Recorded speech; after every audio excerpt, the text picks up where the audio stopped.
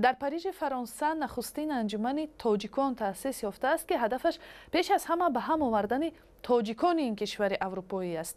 این سازمان در برابر به هم آوردن هموطنان و اینچنین همزبانان از ایران و افغانستان در فکر برگزاری برنامه‌های فرهنگی و معرفتی است تا که فرزندان مهاجران تاجیک در غربت از ریشه های خود کنده نشوند. روزنه چنین نام گرفته است انجمن تاجیکان فرانسه که آن را یک هنرمند تاجیک شفق فرخزاد تأسیس داده است که خود 10 سال اخیر در فرانسه به سر میبرد. و حالا خانم شفق را به یک صحبت ویدیویی از شهر پاریژ توسط اسکایپ دعوت میکنیم. شفق عزیز سلام، تشبس تأسیس روزنه چطور به فکرتان آمد؟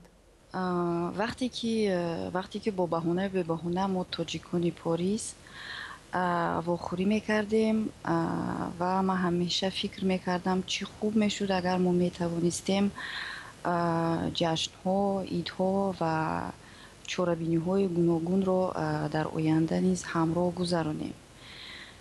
لیکن ما جای برگزاری جشن های بزرگ رو نداریم، زیرا در خانه جا آهسته آهسته تنگتر میشد. این یکی از سبب‌های تأسیس انجمن بود. دیگر این که بالاخره در اینجا یک دایره هموطنانمان هم شکل گرفت که در آن فضای دوستانه و صمیمی وجود دارد که از این رو تأسیس چنین انجمن برایم یک خوشنودی بود. بله، ضرورت یعنی تأسیس آن رو در چی میبینید؟ منظوری من هم از نظر رسالتش، از نظر برنامه هایش. شاید مهمترش این هم باشد که اون فرزندانی ما که در اینجا به دنیا آمدند اون تاریخی خودمان رو، اون زبان و فرهنگ خودمان رو بشناسند. بله، اتفاقا در پاریژ در فرانسه تاجیک و تاجیکستانی ها زیادند؟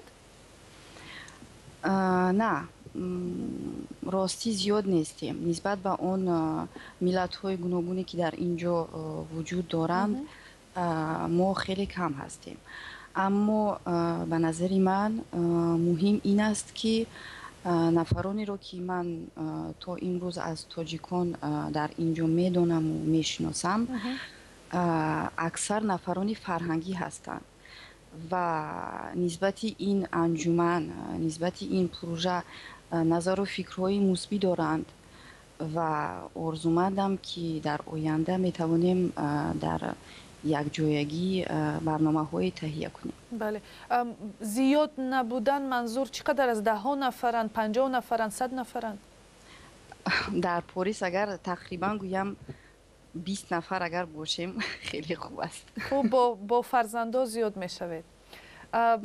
بله، و برای من جالب بود که بفهمم برنامه های سازمان شما از چی عبارت می شود. مثلا شما در نظر دارید که کدام محفل های فرهنگی دایر کنید، کتاب نشر کنید، معرفی مثلا نگاره های تاجیکان رو، نمیدونم کدام برنامه های مشخص تری رو میتونید نمبر کنید؟ ما پیش از همه جشن های مربوط به فرهنگ خود رو میخوایم در اینجا برگزار کنیم و غیر از جشن ها میخوایم محفل های هم برگزار شود که شعر و موسیقی و رقص تاجیکی باشد که این هم به نظر من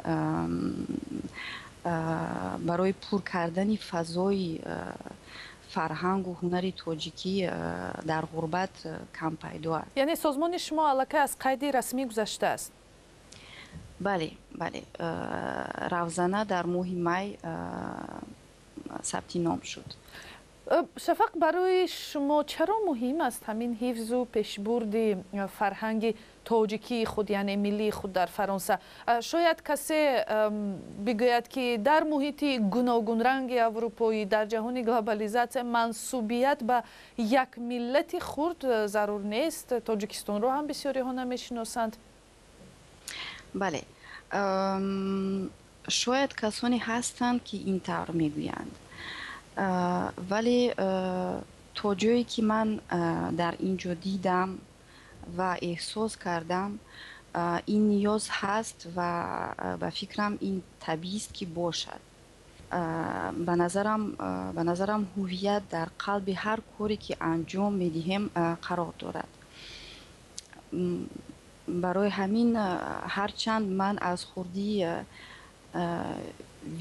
ویولون نواز بودم و هستم، در این سالهای اخیر به سازهای ملی تاجیکی میل پیدا کردم و به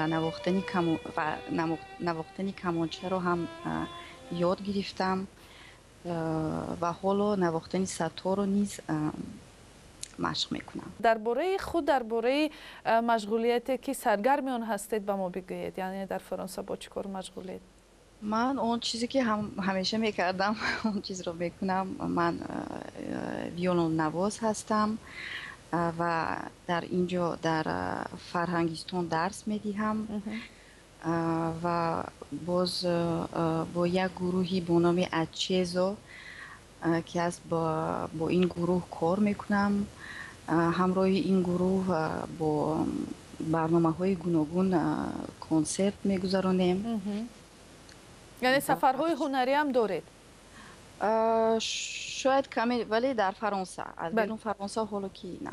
بله. و غیر از این درس های خصوصی ویولونم میگذارم.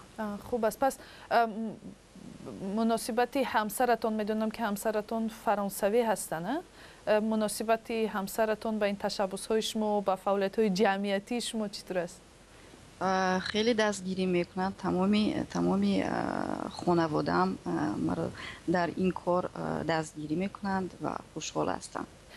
به نظر شما در محیط آنجا می شود مثلا تنها با پیشبرد هنر و استعداد تاجیکی خود موفق شد؟ بله، حتما.